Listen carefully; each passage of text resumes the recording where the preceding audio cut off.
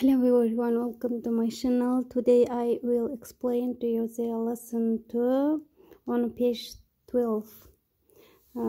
Барлықтарыңызға сәлем, менің каналыма қош келдіңіздер. Кітаптарыңыздағы екінші сабақ, яғни 12-ші беттегі тақырыптарды түсіндіретін боламын.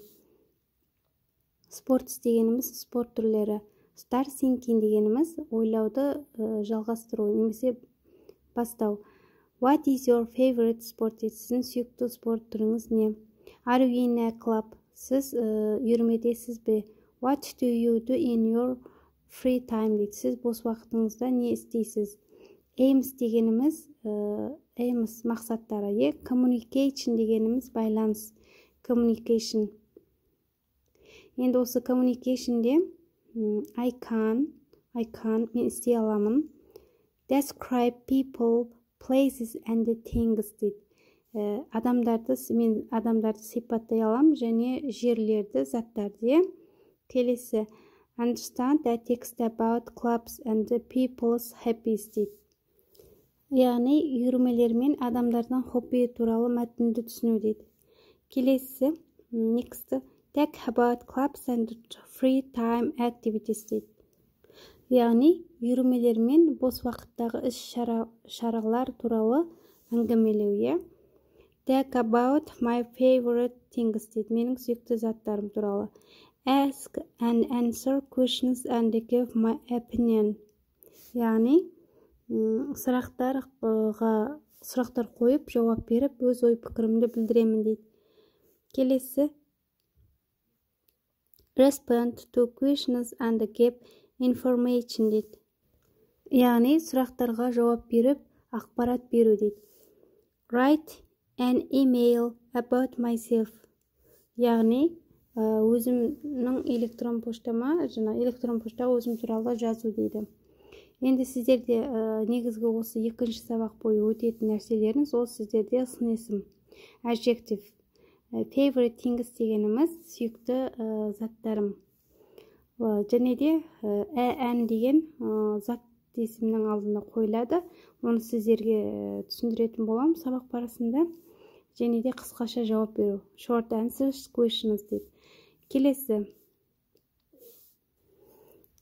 creativity and skills дейді. Яғни шығармашылық немесе және де дағдылар. My country дегеніміз отаным, менің елім деп отырсақ болады. Communication ол тілді қатынастар. Asking and telling the time, уақыт туралы сұрау және жауап беру. Project ол жоба. Және де зат есім мен сын есім туралы жаңа сөздер өтесіздер. Мына жерде жаңа I can describe people, places and things деген біріншісін осы сабақта бастап өтесіздер. Енді бірінші жаттығуымызда do the adjective treasure hunt. Check the meanings of the adjective. Яғни қазақша аударатын болсақ, сын есімдердің мағынасын тексеру. Ол туралы қазыналарды білу. Яғни сын есім дегеніміз, балалар, қазақша біз сын есімді білетін болсақ, ағылшыншада да тура сондай. Сын есім қандай, қалай деген сұрақтарға жауап береді. Екінші жаттығуымызға назар аударайық. Exercise number 2. Look at the adjectives in exercise 1 and find 5 pairs of opposite. Listen and check дейді. Яғни аударатын болсақ, яғни бұл жерде бірінші жаттығудағы 1-ден 5-ке дейінгі сөздердің қарама-қарсы сөзін табыңыздар дейді. Достарыңызбен бірге істейсіздер. Яғни осындай қарама-қарсы сөздер берілген екінші жаттығуымызда.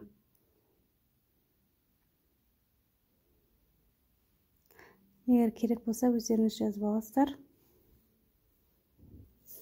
Яғни expensive дегеніміз қымбат, cheap, арзан. Popular танымал, unpopular болса керісінше болады. Яғни танымал емес. Келесі terrible қорқынышты, great болса, ол тамаша. Boring болса, қызықсыз, boring, қызықсыз. Interesting, қызықты. Difficult, қиын, немесе ауыр деп аударсақ болады. Easy, оңай. Яғни осы сөздер, бұның барлығы сын есім. Келесі үшінші жаттығуымызға назар аударайық.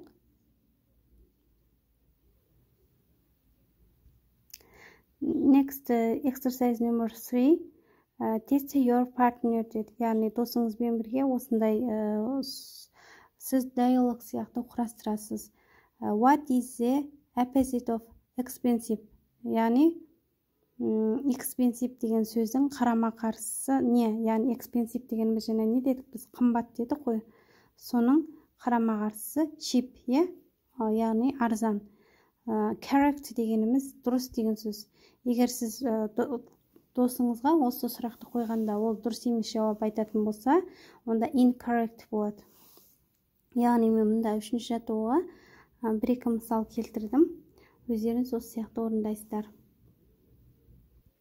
Келесі төртінші жаттығуымызда look at the examples and complete the roles with a and n дейді. Яғни an interesting country, a new teacher дейді. Яғни бұл жерде төртінші жаттығуымызда n деген айттым және және n. Олар көбінде зат есімнің алдында қойылады. Егер сын есім мен зат есім келетін болса, онда осы екі артиклдан кейін сын есім келеді, одан кейін барып зат есім келеді. Мысал келтірек. Қызыл қалам деп айтсақ, дейміз, red дейміз, red pen дейміз, Яғни ақ кітап деп айтайық мысалға. White book. Басқа не айтсақ болады?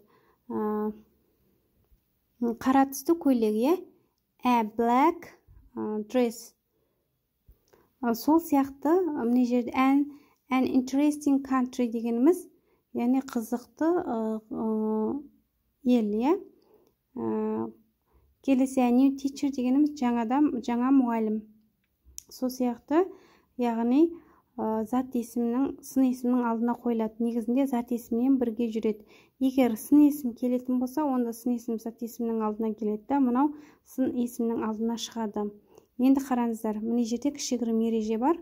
Осы ережемен танысыңыздар. Яғни, мына жерде дауысты әріптер берілген.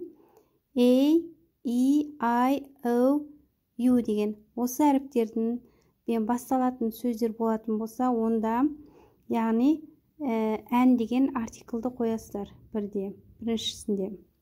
Ал екіншісінде қалған әріптердің барлығында, яғни дауыссыз әріптерде, яғни деген артиклді қоясыздар.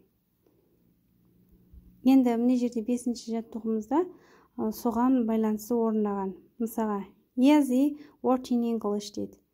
Бола ма, ән бола ма.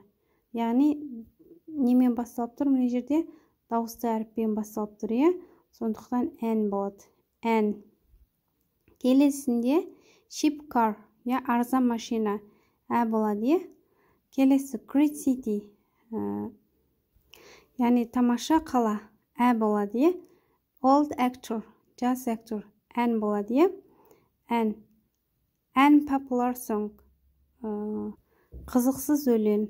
Ән болса, ол ән келеді. Fast animal,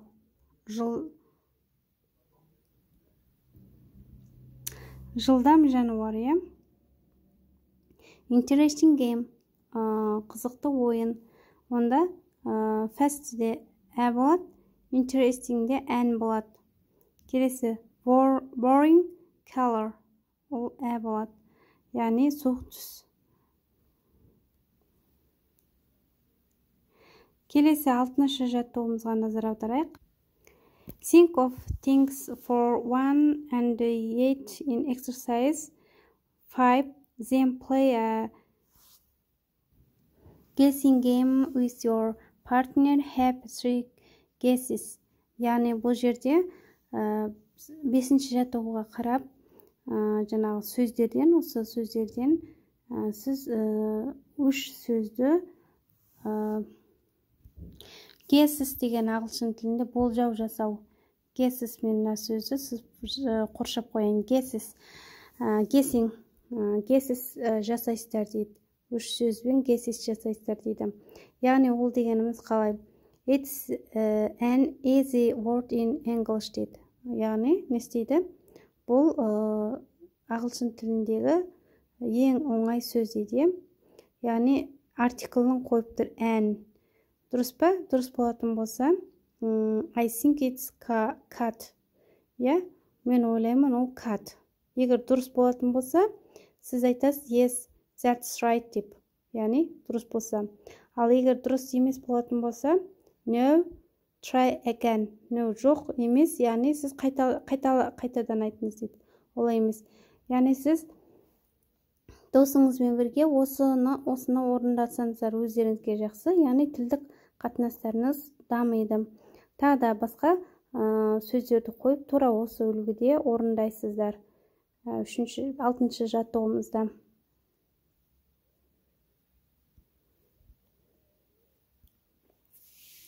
Және де мен өзім ағылшын тілінде 6-шы жаттығуға осындай тапсырмалар істедім. Егер керек болса жазып аласыздар, керек емес болса өздеріңіз осы сияқты орындаңыздар. Не жерде мен түсіндіре кетсем, something that gets people right where they want to go. Яғни адамдарды қалаған жеріне апаратын нәрсе, ол не деп сұрадым? It's car дедім. Бұл машина. Yes, that's right. Яғни жауабым дұрыс дедім. Келесі мысалда word with the last letter U.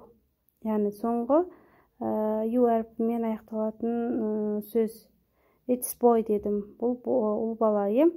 Yes, that's right дедім да. Бұл солай. Яғни өздеріңіз ойдан осылай құрастырсаңыздар болады.